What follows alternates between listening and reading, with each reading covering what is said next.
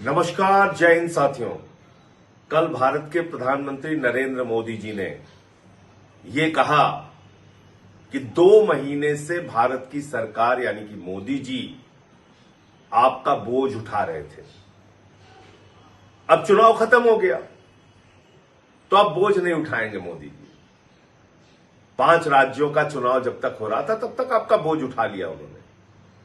अब वो कह रहे हैं तेल का इस्तेमाल कम कीजिए, पेट्रोल डीजल का इस्तेमाल कम कीजिए, गैस का इस्तेमाल कम कीजिए, सोना ना खरीदिए, 1 साल तक सोना ही ना खरीदिए, कोई भी शादी हो फंक्शन हो ना खरीदिए। मोदी जी कह रहे हैं खाने के तेल का भी इस्तेमाल कम कीजिए। ये सारा ज्ञान चुनाव भर याद नहीं आया मोदी जी को।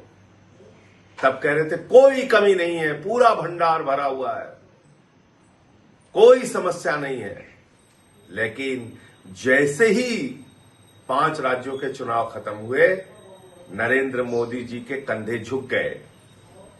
जो कंधे आपका बोझ उठा रहे थे वो मोदी सरकार के कंधे झुक गए। अब वो कह रहे हैं हम आपका बोझ नहीं उठाएंगे। क्या क्या काम किया उन्होंने चुनाव खत्म होने के बाद?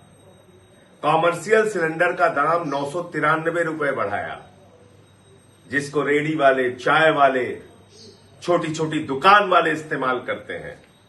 उस गैस का दाम, सिलेंडर का दाम 993 रुपए बढ़ा दिया और 261 रुपए छोटे सिलेंडर का दाम बढ़ा दिया।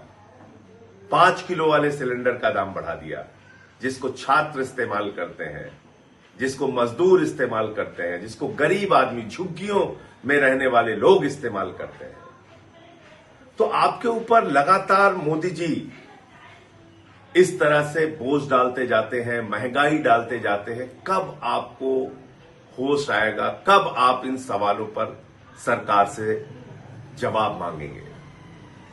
चुनाव भर आपका इस्तेमाल किया जाता है। कभी 10,000 रुपए डाल दिया जाता है आपके खाते में, उसके बाद पटना की सड़कों पर नौजवानों को डंडों से पीटा जाता है। कभी चुनावों में आपको कहा जाता है न तेल की कमी है न गैस की कमी है, और चुनाव खत्म होते ही गैस के दाम बढ़ा दिए जाते हैं। आपको सलाह दी जा रही है तेल का इस्तेमाल कम करो, और ये सब कुछ देशभक्ति से जोड़ दिया जाता है। आप महंगाई में रहिए, देशभक्ति है। आप सोना न खरीदिए, देशभक्ति है। आप विदेशों की यात्रा न कीजिए, देशभक्ति है। सब कुछ देशभक्ति है।